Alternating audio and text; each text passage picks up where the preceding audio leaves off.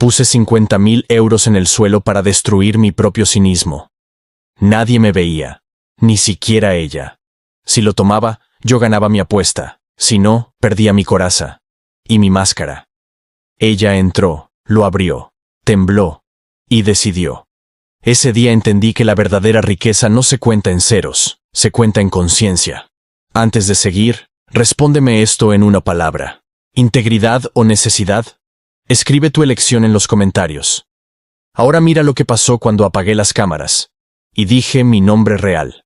Adrián Balbuena contemplaba el amanecer desde el ventanal de su mansión. Una estructura de cristal y mármol que se aferraba a un acantilado sobre el mar. Poseía un imperio tecnológico que movía los hilos invisibles del mundo moderno. Pero su realidad era un silencio abrumador. El eco de sus pasos en los pasillos vacíos era el único compañero constante en una vida de opulencia solitaria y profunda desconfianza. Cada objeto a su alrededor gritaba riqueza, desde las esculturas de vanguardia hasta los muebles de diseño exclusivo. Sin embargo, para Adrián, se habían convertido en los barrotes de una jaula dorada. Las personas que entraban en su círculo parecían llevar máscaras, sus sonrisas calibradas y sus palabras ensayadas para obtener algo de él. El afecto, la lealtad, la amistad. Todo parecía tener un precio de mercado en su universo. Esta cínica perspectiva no nació de la nada. Fue forjada en el fuego de traiciones pasadas, de amigos que vendieron sus secretos a la prensa, y de amantes cuyos ojos brillaban más por sus extractos bancarios que por él.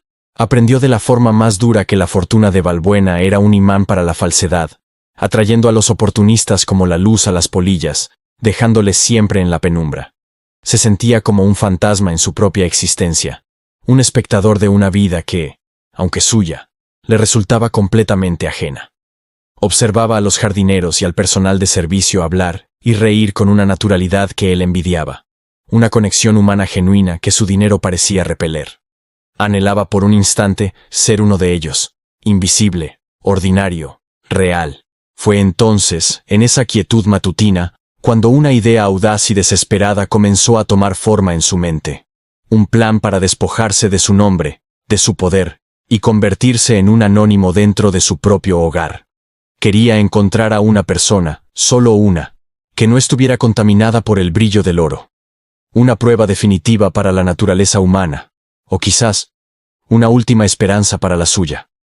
A cientos de kilómetros de esa jaula dorada, Isabel García se ataba el delantal mientras el aroma del café llenaba su modesto apartamento.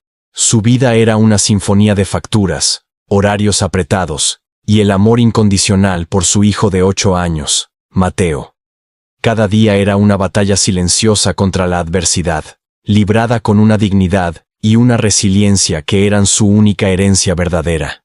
El motor de su existencia era la sonrisa de Mateo. Soñaba con ofrecerle un futuro donde las oportunidades no estuvieran limitadas por su código postal, un mundo más allá de las paredes de su pequeño barrio. Ese sueño era el combustible que la impulsaba a buscar sin descanso un trabajo mejor, uno que le permitiera no solo sobrevivir, sino también empezar a construir un porvenir para su hijo. Una tarde, mientras revisaba anuncios clasificados, uno llamó su atención. Se necesita personal de servicio para residencia privada. Alojamiento incluido. Confidencialidad absoluta. La paga era muy superior a la media, pero el anuncio era vago, casi misterioso. A pesar de la extrañeza, la promesa de estabilidad era demasiado tentadora como para ignorarla. Decidió arriesgarse y enviar su solicitud. Preparó su currículum con esmero, destacando su experiencia y sus referencias impecables, sin saber que el destinatario no buscaba solo eficiencia. Lo que Adrián Balbuena anhelaba encontrar en esas líneas era algo intangible, un destello de carácter que no se podía fingir. Isabel, por su parte, solo esperaba que su honestidad y su dedicación al trabajo fueran suficientes para conseguir una entrevista y una oportunidad. Para ella, la mansión del anuncio era solo un lugar de trabajo, una dirección desconocida que podría significar el fin de sus apuros económicos. No podía imaginar que detrás de esa oferta se escondía un experimento social privado, un escenario diseñado por un hombre millonario que había perdido la fe y buscaba desesperadamente una razón para recuperarla. Su simple solicitud de empleo era, sin saberlo, el primer paso hacia un destino inesperado. El día de la entrevista, Isabel llegó ante una verja imponente que se abrió sin hacer ruido, revelando un camino que serpenteaba a través de un jardín meticulosamente cuidado. La mansión se alzaba al final, más parecida a un museo de arte moderno que a un hogar. Se sintió pequeña e insignificante ante tanta grandeza, pero enderezó los hombros y caminó con determinación hacia la puerta principal. Fue recibida por un hombre de traje impecable y semblante severo, que se presentó como el señor Morales, el administrador de la propiedad. Era el abogado y único confidente de Adrián. Su interrogatorio fue exhaustivo y frío, diseñado para intimidar y filtrar a los curiosos. Isabel respondió a cada pregunta con una sinceridad directa, sin adornos ni falsas modestias, centrada únicamente en sus capacidades laborales. Durante el recorrido por una de las salas de la casa, Morales le mostró los jardines. Allí, a lo lejos, vio a un hombre con ropa de trabajo que podaba unos rosales. Era Adrián, bajo la apariencia de Leo, el jardinero. Sus miradas se cruzaron por un instante. Él le ofreció una tímida sonrisa y una leve inclinación de cabeza, a la que ella respondió con el mismo gesto cortés, antes de seguir al administrador. Adrián la observó mientras se alejaba. Notó que sus ojos no se habían detenido en la opulencia de la casa, ni en la vastedad de los terrenos. En su lugar, había visto en ella una concentración tranquila. Una mujer que estaba allí para trabajar, no para soñar. Esa ausencia de asombro, esa normalidad en su comportamiento, fue la primera señal que le hizo pensar que quizás ella era diferente. Al final del día, para su sorpresa, Isabel recibió una llamada del señor Morales. El puesto era suyo. Una oleada de alivio la invadió. Un sentimiento puro de gratitud por la oportunidad. Mientras tanto, en la mansión, Adrián se quitaba la ropa de jardinero, sintiendo una extraña mezcla de expectación y nerviosismo. El escenario estaba listo. La prueba, su prueba, acababa de comenzar. Los primeros días de Isabel en la mansión transcurrieron en una rutina de limpieza y organización. El lugar era tan vasto y silencioso, que a menudo se sentía como la única habitante. El propietario, según le había explicado el señor Morales, viajaba constantemente y valoraba su privacidad por encima de todo. Esta ausencia le convenía. Le permitía concentrarse en su trabajo sin distracciones ni presiones adicionales. Pronto descubrió que no estaba completamente sola. A menudo se cruzaba con Leo, el jardinero, en los pasillos o en las terrazas. Era un hombre de pocas palabras, con una mirada melancólica que parecía esconder muchas historias. Sus conversaciones eran breves y sencillas, limitadas a comentarios sobre el tiempo o el cuidado de las plantas, pero siempre teñidas de un respeto mutuo y una amabilidad sincera. Adrián, en su papel de Leo, la observaba con una atención minuciosa. Veía cómo trataba cada objeto con cuidado, no por su valor monetario, sino por un respeto inherente a su trabajo. Notó pequeños detalles, cómo le dejaba un vaso de agua fresca al repartidor, o cómo hablaba con su hijo por teléfono cada tarde, su voz transformándose, llenándose de una ternura infinita. Para Isabel, Leo era simplemente un compañero de trabajo, un alma solitaria en ese palacio desierto. Veía en él a un hombre bueno y trabajador, alguien que, como ella, entendía el valor del esfuerzo diario. No había en él rastro de la arrogancia o la superficialidad que a veces había encontrado en otros entornos. Era simplemente Leo, el hombre que cuidaba de las rosas con una dedicación casi poética. Fue en esas interacciones cotidianas y sin pretensiones donde comenzó a forjarse una conexión. No se basaba en la atracción o en intereses comunes, sino en algo mucho más profundo. El reconocimiento de un sistema de valores compartido. La integridad, la bondad y el trabajo duro eran el lenguaje silencioso que ambos entendían. Un puente invisible que se construía entre un millonario disfrazado y una mujer que no poseía nada más que su propio carácter. La formalidad inicial entre Leo e Isabel fue erosionándose lentamente, dando paso a una camaradería cómoda. Sus encuentros dejaron de ser casuales. Adrián, como Leo, empezó a buscar deliberadamente esos momentos, encontrando excusas para estar cerca de donde ella trabajaba. Ansiaba esas conversaciones que eran como un oasis en el desierto de su vida social artificial. Un día, mientras ella limpiaba los ventanales de la biblioteca, él se acercó con el pretexto de revisar unas macetas cercanas. ¿Echa de menos a su familia?, le preguntó suavemente, rompiendo el silencio. La pregunta, simple y directa, abrió una puerta. Isabel le habló de Mateo, de sus sueños para él, de las dificultades de ser madre soltera. Su voz no contenía autocompasión, solo una determinación inquebrantable. Adrián escuchaba fascinado. En su mundo, la gente hablaba de carteras de inversión, de adquisiciones y de paraísos fiscales. Isabel hablaba de deberes escolares, de fiebres nocturnas y de la alegría de ver a su hijo marcar un gol en el equipo del colegio. Era un universo de preocupaciones y felicidades genuinas que él había olvidado por completo, si es que alguna vez lo había conocido. A cambio, él compartía fragmentos de una vida inventada para Leo. Hablaba de una familia humilde, de trabajos duros y de sueños sencillos, como viajar en una caravana sin un rumbo fijo. Lo sorprendente fue que, al describir esa vida imaginaria, Adrián se dio cuenta de que era la vida que secretamente anhelaba, una existencia definida por experiencias y relaciones, no por activos y pasivos.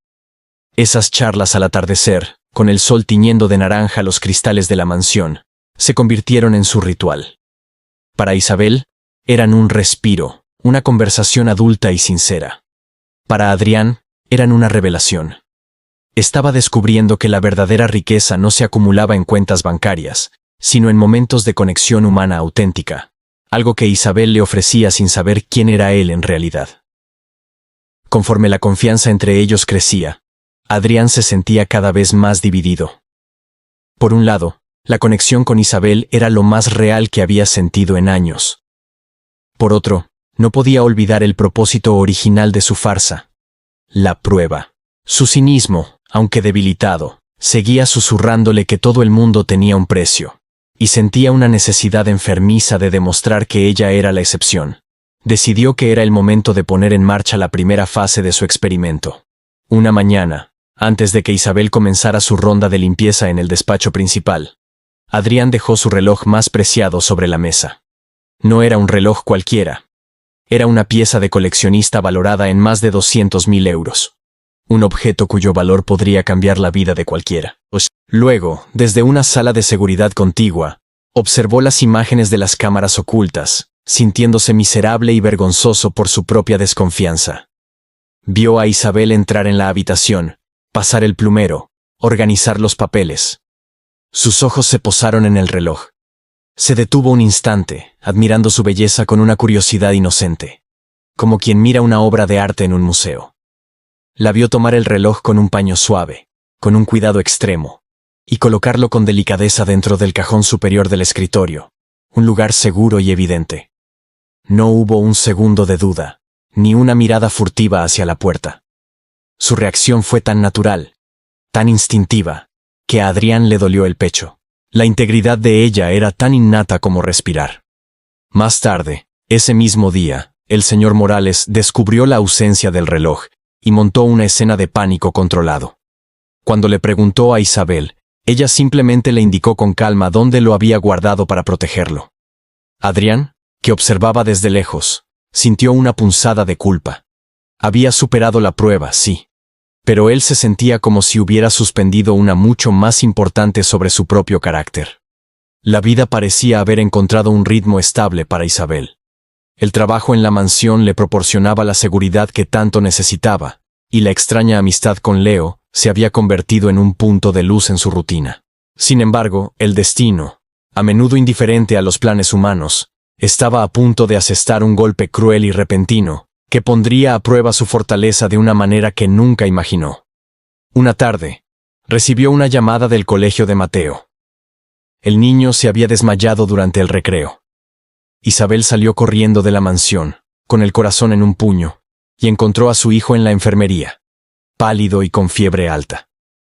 Lo que inicialmente parecía un simple virus, se convirtió en una espiral de visitas a médicos y hospitales durante las siguientes semanas. El diagnóstico fue un masazo, una rara afección cardíaca que requería una intervención quirúrgica urgente y costosa. El seguro médico cubría una parte, pero una cantidad abrumadora quedaba fuera de su alcance.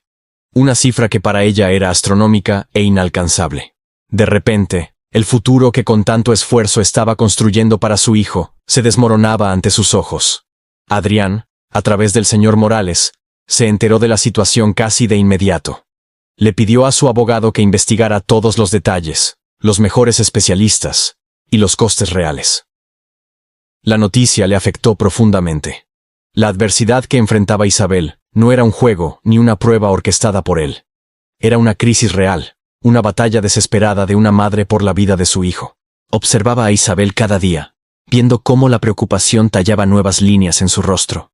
A pesar del agotamiento y el miedo, ella seguía cumpliendo con su trabajo con la misma diligencia, aunque su sonrisa se había desvanecido. Adrián se sintió impotente y culpable. Su juego de identidades de repente le pareció una frivolidad monstruosa ante el dolor real y tangible de la mujer que empezaba a admirar profundamente. La desesperación de Isabel crecía con cada día que pasaba. Había agotado todas sus opciones. Pidió préstamos que le fueron denegados. Buscó ayuda en organizaciones benéficas que tenían listas de espera interminables y consideró vender las pocas posesiones de valor que tenía, cuya suma no era más que una gota en el océano de lo que necesitaba.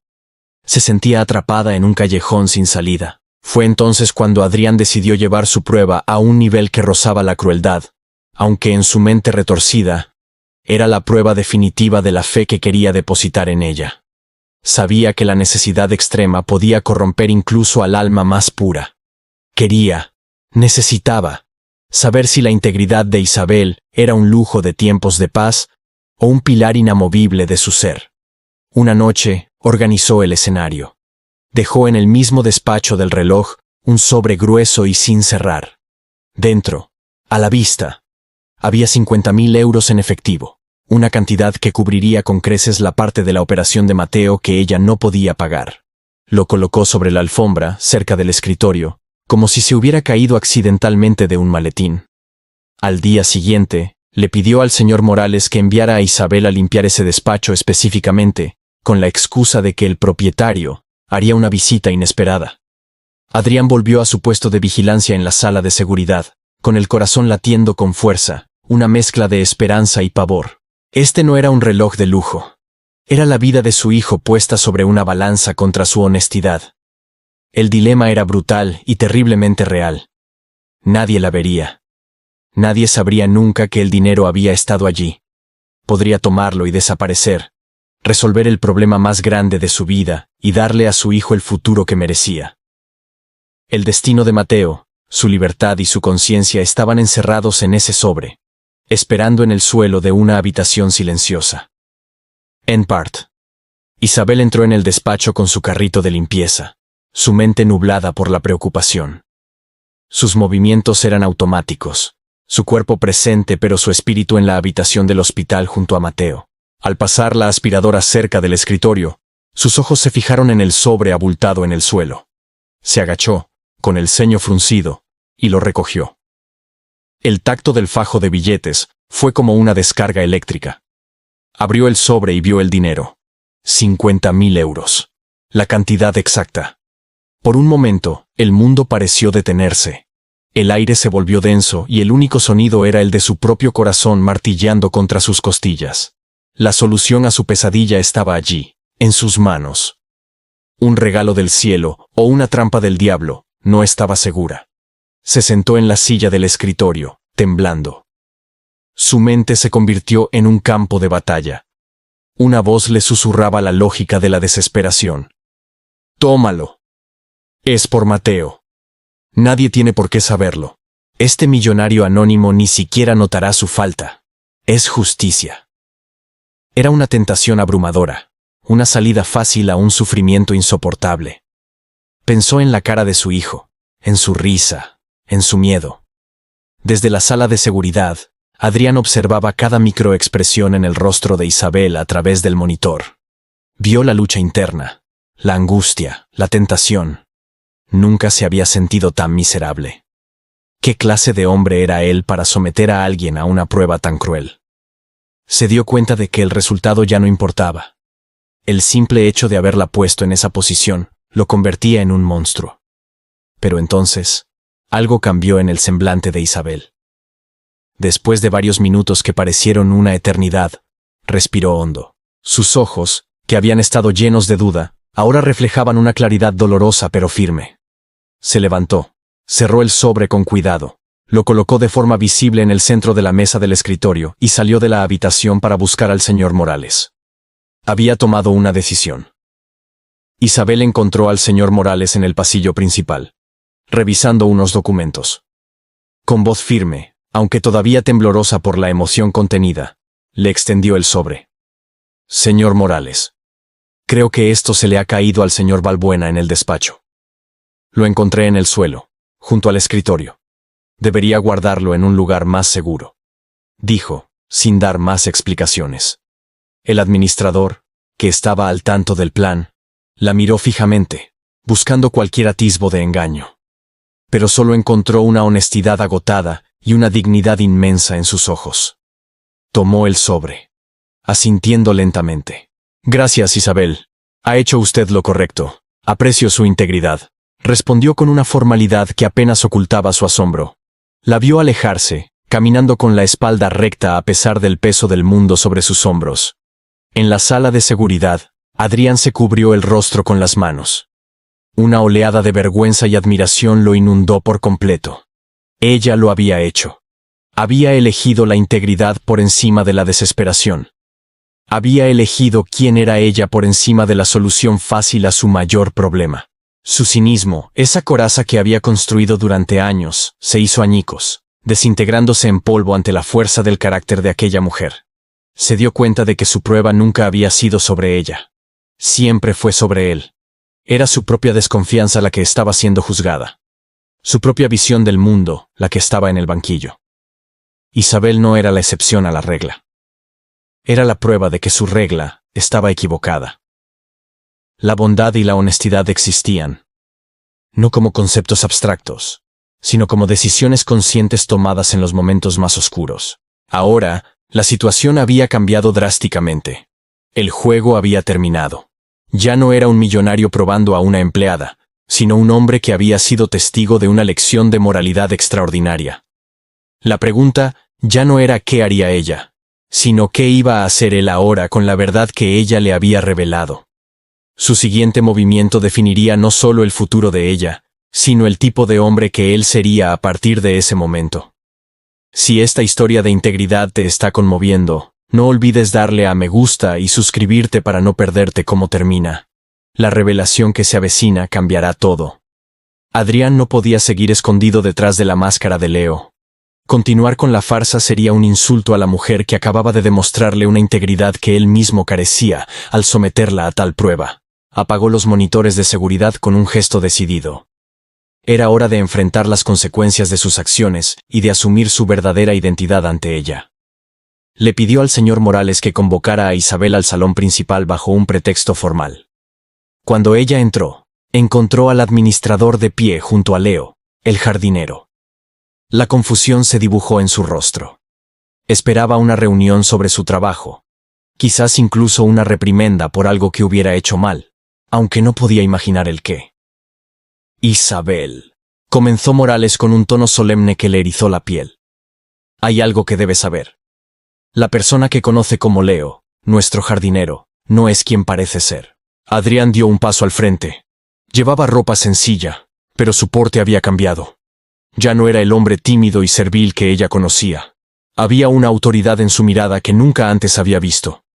Mi nombre es Adrián Balbuena. Yo soy el propietario de esta casa, dijo con una voz clara y directa. Las palabras flotaron en el aire, pesadas e irreales. Isabel lo miró, primero a él, luego a Morales, buscando algún signo de que se trataba de una broma de mal gusto. Pero sus rostros serios le confirmaron la impactante verdad. El hombre con quien había compartido almuerzos sencillos y conversaciones sinceras era un multimillonario. La confusión inicial de Isabel se transformó rápidamente en una oleada de sentimientos encontrados. Se sintió engañada, humillada. Cada palabra amable, cada confidencia, ahora parecía parte de una elaborada mentira. Había sido todo una burla, un juego cruel a su costa. Retrocedió un paso, una barrera invisible levantándose entre ella y el hombre que creía conocer. El engaño era un veneno que ahora contaminaba todos sus recuerdos. Al ver la herida y la traición en los ojos de Isabel, Adrián sintió una punzada de arrepentimiento más afilada que cualquier pérdida financiera que hubiera sufrido.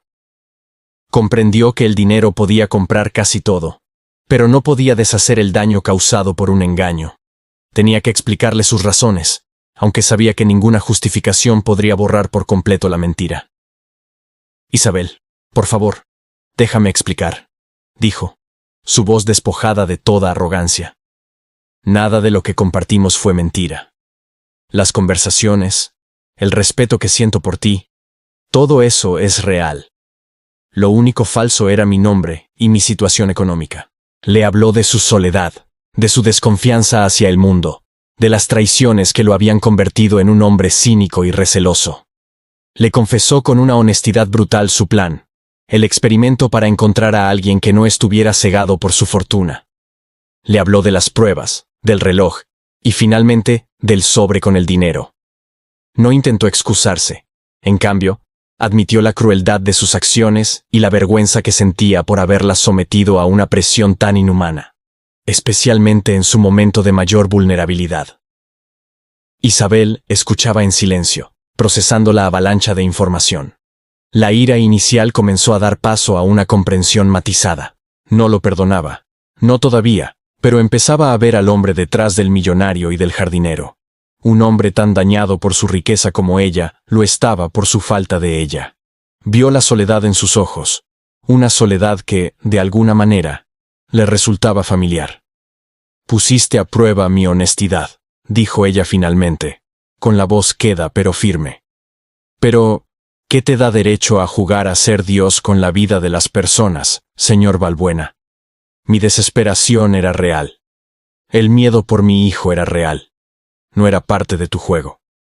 Sus palabras no eran un ataque, sino una declaración de hechos, una verdad que golpeó a Adrián con la fuerza de una sentencia. Adrián aceptó sus palabras sin defenderse. Sabía que ella tenía toda la razón. Su experimento, nacido de la desconfianza, había cruzado una línea ética inaceptable. Ahora, las palabras no eran suficientes. Necesitaba demostrar con acciones que su arrepentimiento era genuino, y que la admiración que sentía por ella iba más allá de su prueba. El legado de su engaño debía ser la reparación. Al día siguiente, mientras Isabel consideraba seriamente dejar su trabajo, recibió una llamada del hospital. La administradora le informó, con tono sorprendido, que la totalidad de la factura de la operación de Mateo, incluyendo los honorarios del mejor cirujano del país, había sido cubierta por un donante anónimo. Le aseguraron que la intervención se programaría de inmediato. Isabel se quedó sin palabras, sosteniendo el teléfono, mientras las lágrimas corrían por sus mejillas. Sabía quién era el donante. A pesar del resentimiento que sentía por el engaño, un profundo sentimiento de gratitud la invadió. No era solo el dinero, era la oportunidad de salvar a su hijo, un regalo que trascendía cualquier ofensa personal. El gesto de Adrián no borraba la mentira, pero demostraba que bajo las capas de cinismo y desconfianza, había un hombre capaz de una generosidad extraordinaria. Cuando se encontraron de nuevo, la tensión había disminuido, reemplazada por una compleja mezcla de emociones. «Gracias», dijo ella simplemente. «No tenías por qué hacerlo». Adrián negó con la cabeza. «Sí, tenía que hacerlo. No como una forma de comprar tu perdón, sino porque era lo correcto. Tu hijo merece la mejor atención posible, y tú mereces la tranquilidad de saber que estará bien». Este acto fue el primer paso real hacia la reconstrucción de la confianza. No fue una transacción, sino una ofrenda sin condiciones. Demostró a Isabel que él había visto su valía y su necesidad. Y había actuado no como un millonario que resuelve un problema, sino como un ser humano que ayuda a otro. La dinámica entre ellos había cambiado para siempre, pasando de la sospecha a una posibilidad de entendimiento genuino. Con la operación de Mateo programada y su futuro asegurado, Isabel sintió que un peso inmenso se levantaba de sus hombros. Podría haber tomado el dinero e irse, pero algo la retuvo. La conexión que había sentido con Leo, el jardinero, no podía ser completamente borrada por la revelación de Adrián, el millonario. Sentía que su historia no había terminado. Más bien, estaba a punto de comenzar un nuevo capítulo. Adrián, por su parte, se dio cuenta de que no quería que Isabel se fuera. Ella se había convertido en su ancla a la realidad, su brújula moral. Le ofreció mucho más que un trabajo, le propuso una alianza. Tu integridad y tu perspectiva son activos más valiosos que cualquiera de mis empresas, le dijo. No quiero que trabajes para mí. Quiero que trabajes conmigo. La propuesta la dejó atónita. Adrián le explicó su idea. Crear una fundación dedicada a ayudar a familias que, como la suya, se enfrentaban a crisis médicas inesperadas y no tenían los recursos para hacerles frente. Quería que ella la dirigiera. Su experiencia de primera mano, su empatía y su incorruptible sentido de la justicia la convertían en la persona perfecta para el puesto. Yo puedo poner el dinero, continuó Adrián. Pero tú tienes algo que yo perdí hace mucho tiempo. Una comprensión real de las necesidades de la gente y la capacidad de conectar con ellos de verdad. Juntos, podemos convertir mi fortuna, que ha sido una fuente de aislamiento para mí, en una herramienta de cambio real para otros. Isabel consideró la oferta. Era una oportunidad increíble para transformar su propia lucha en una fuente de esperanza para miles de personas. Aceptar significaría perdonar el engaño de Adrián y confiar en el hombre que había emergido de esa farsa. Miró a los ojos al hombre que tenía delante y vio, por primera vez, no a un millonario ni a un jardinero, sino a un igual. Isabel aceptó la propuesta de Adrián, pero con sus propias condiciones. Insistió en una transparencia total en todas las operaciones de la fundación, y en que el enfoque principal fuera siempre la dignidad de las personas ayudadas, no la caridad condescendiente. Adrián no solo estuvo de acuerdo, sino que admiró su firmeza y su claridad de visión, confirmando que había tomado la decisión correcta al confiar en ella. Comenzaron a trabajar juntos, transformando una de las salas de la mansión en la sede de la Fundación Nuevo Amanecer. Las largas jornadas laborales se llenaron de reuniones, planificación y debates apasionados. Descubrieron que, a pesar de sus orígenes tan diferentes, compartían una visión del mundo sorprendentemente similar, basada en la creencia de que todos merecen una oportunidad justa en la vida. La dinámica entre ellos evolucionó. La jerarquía de jefe y empleada desapareció, reemplazada por una asociación de iguales. Adrián aprendía de la pragmática sabiduría de Isabel, mientras que ella se beneficiaba de la experiencia estratégica de él. El respeto mutuo que había nacido en los jardines ahora florecía en el entorno profesional, cimentado no en una mentira, sino en un propósito compartido. Durante este tiempo, Mateo se recuperó por completo de su operación, llenando de nuevo los silenciosos pasillos de la mansión con su risa y su energía infantil. Adrián, que nunca había tenido una verdadera vida familiar, se encontró disfrutando de la presencia del niño, enseñándole a jugar al ajedrez o simplemente escuchando sus historias del colegio. Empezó a sentir algo que no esperaba. La calidez de un hogar. La relación entre Adrián e Isabel se profundizó, trascendiendo la amistad y la colaboración profesional. El amor que nació entre ellos no fue una explosión de pasión, sino el crecimiento lento y seguro de dos almas que se habían encontrado en las circunstancias más extrañas. Se enamoraron del carácter del otro, de la fortaleza que habían visto en sus momentos más vulnerables, construyendo un futuro sobre la base sólida de la verdad. La Fundación Nuevo Amanecer creció rápidamente, convirtiéndose en un faro de esperanza para innumerables familias. La dirección de Isabel aseguró que la ayuda llegara de manera eficiente y compasiva, eliminando la burocracia que a menudo ahoga a las buenas intenciones. Cada vida que tocaban era un testimonio del poder de una decisión, de la elección que ella hizo en aquel despacho solitario. El verdadero legado no era el dinero donado, sino la transformación que inspiraba. Adrián, antes un recluso cínico, se convirtió en un filántropo activo y comprometido. Salió de su jaula dorada y se involucró personalmente en los casos, utilizando su influencia para crear un cambio sistémico. Su riqueza, que una vez lo aisló, ahora era el puente que lo conectaba con la humanidad. La historia de Isabel, que ella compartía con discreción con algunas familias, se convirtió en una fuente de inspiración. Su sacrificio no fue tomar el dinero para su hijo, sino renunciar a la solución fácil para mantener su integridad. Este acto de autodisciplina moral demostró que la verdadera fortaleza no reside en lo que uno está dispuesto a tomar, sino en lo que está dispuesto a no sacrificar, incluso en la más profunda desesperación. El amor entre Adrián e Isabel se consolidó no como un final de cuento de hadas, sino como una asociación real y sólida. Juntos, Criaron a Mateo en un entorno donde el valor de una persona no se medía por su cuenta bancaria, sino por la bondad en su corazón. Le enseñaron que la mayor riqueza es un carácter inquebrantable y que el amor verdadero inspira a ser la mejor versión de uno mismo. Lo que comenzó como una prueba cínica se había transformado en un legado de amor y servicio. El sacrificio de Isabel no fue en vano.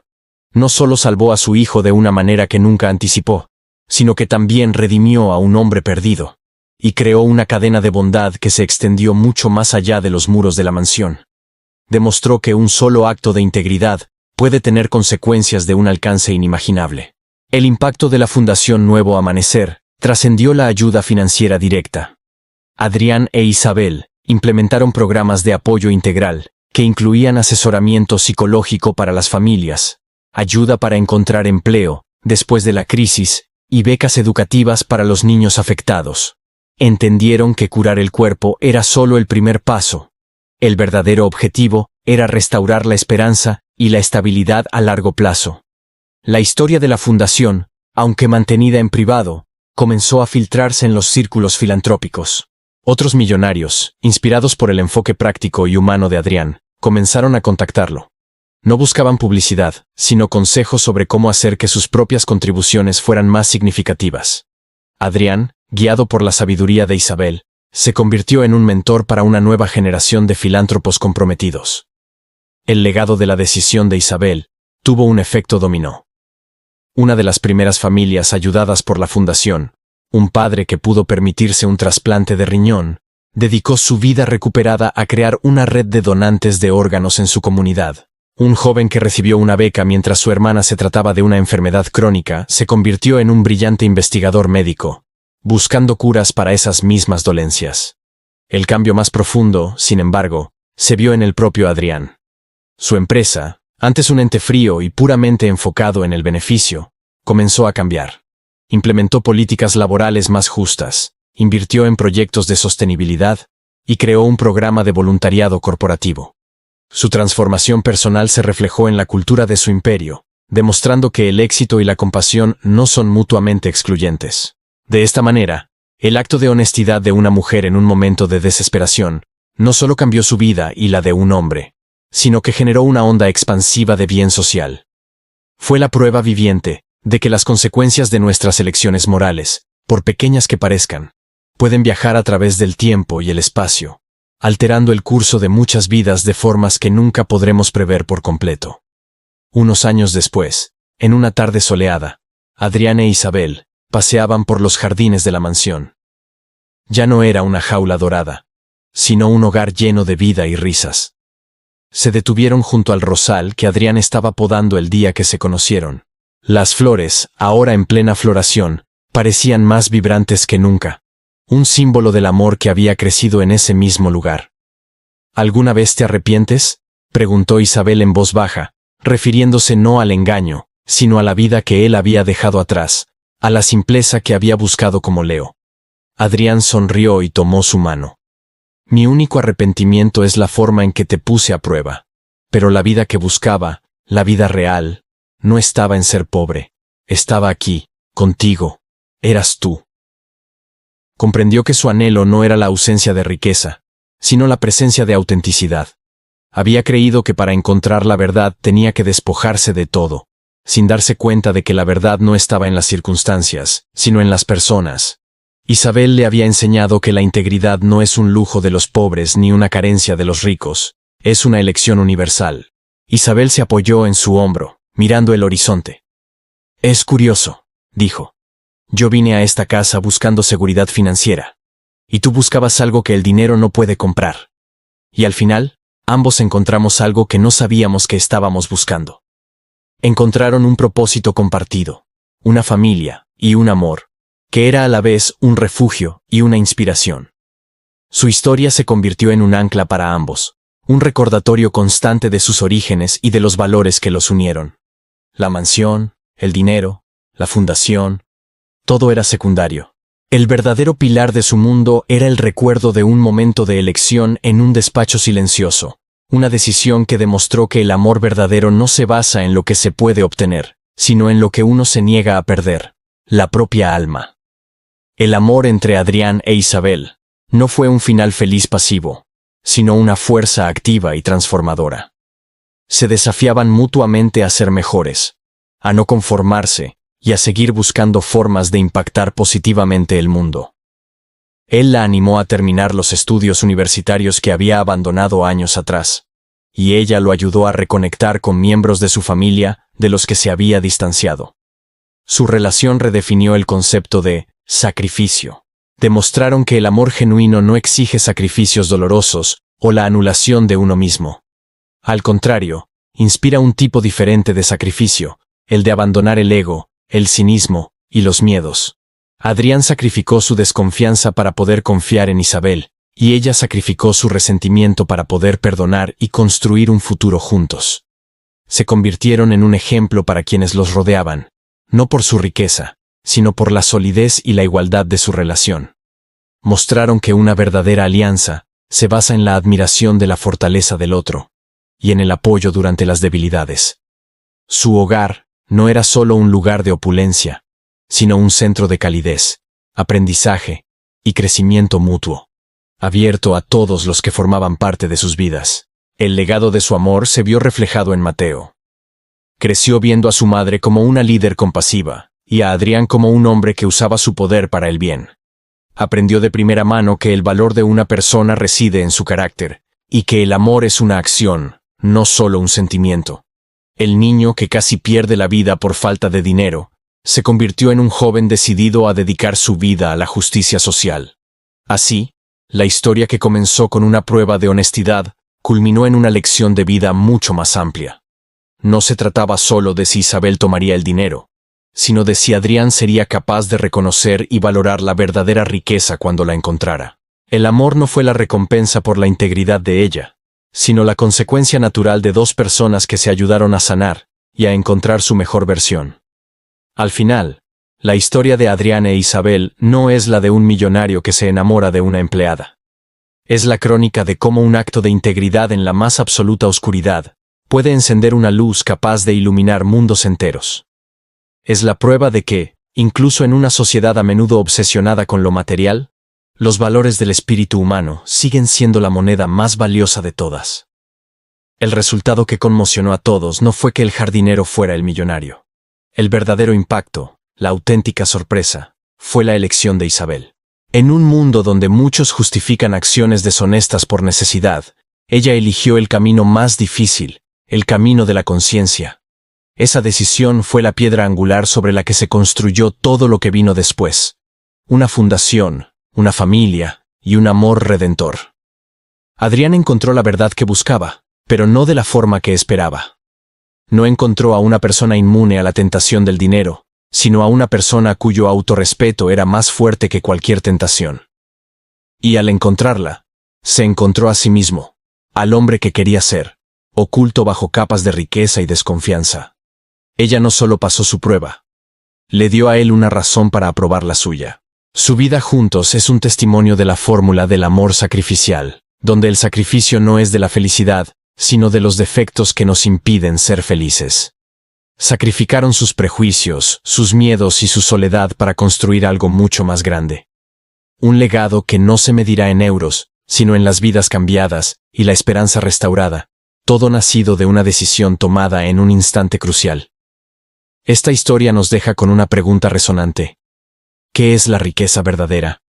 ¿Es la abundancia de posesiones o la integridad inquebrantable del carácter? La vida de Adrián e Isabel sugiere que la verdadera fortuna es tener algo dentro de ti que ninguna cantidad de dinero puede comprar, y que ninguna cantidad de adversidad puede quitar. Si esta historia te ha inspirado a reflexionar sobre lo que realmente importa, compártela con alguien a quien aprecies y déjanos tu opinión en los comentarios. ¿Qué habrías hecho tú en el lugar de Isabel? Nos vemos en la próxima historia. La historia de Alejandro y Elena no terminó con una boda de cuento de hadas. Más bien, fue el comienzo de un legado duradero. La fundación que Alejandro creó inicialmente para ayudar al hermano de Elena se expandió, convirtiéndose en una organización benéfica de renombre. Su misión era simple pero poderosa: ofrecer oportunidades a personas trabajadoras que enfrentaban adversidades inesperadas, proporcionando no solo ayuda financiera, sino también formación y apoyo para un futuro sostenible. Ambos dedicaron sus vidas a esta causa, trabajando codo con codo. Alejandro encontró un propósito mucho más grande que la simple acumulación de riqueza, mientras que Elena aportó su empatía y su profunda comprensión de las luchas diarias. Juntos, crearon programas que reflejaban su propia historia. Becas para estudiantes, microcréditos para emprendedores y fondos de emergencia para familias en crisis. Todo basado en la confianza y el mérito. El verdadero impacto de su amor se midió en las miles de vidas que tocaron. Cada persona que recibía ayuda de la fundación se convertía en parte de su historia, un testimonio vivo de cómo un acto de amor sacrificial podía generar una onda expansiva de bondad. La mansión de Alejandro, antes un símbolo de soledad, se transformó en un centro de esperanza, acogiendo eventos benéficos y reuniones con los beneficiarios. Su relación se convirtió en un faro de esperanza, demostrando que el amor genuino trasciende las barreras sociales y económicas. No era la historia de un millonario que salva a una mujer pobre, sino la de dos almas que se encontraron en la honestidad y construyeron un mundo mejor juntas. Su amor no solo los transformó a ellos, sino que dejó una marca indeleble en la comunidad, un legado de compasión. Si esta historia de sacrificio y amor verdadero te ha conmovido, compártela con alguien que necesite un recordatorio del poder de la bondad. Suscríbete para no perderte más relatos que, como este, nos demuestran que las mayores riquezas no se encuentran en una cuenta bancaria, sino en el corazón humano. Gracias por acompañarnos en este viaje emocional. Nos vemos en la próxima historia.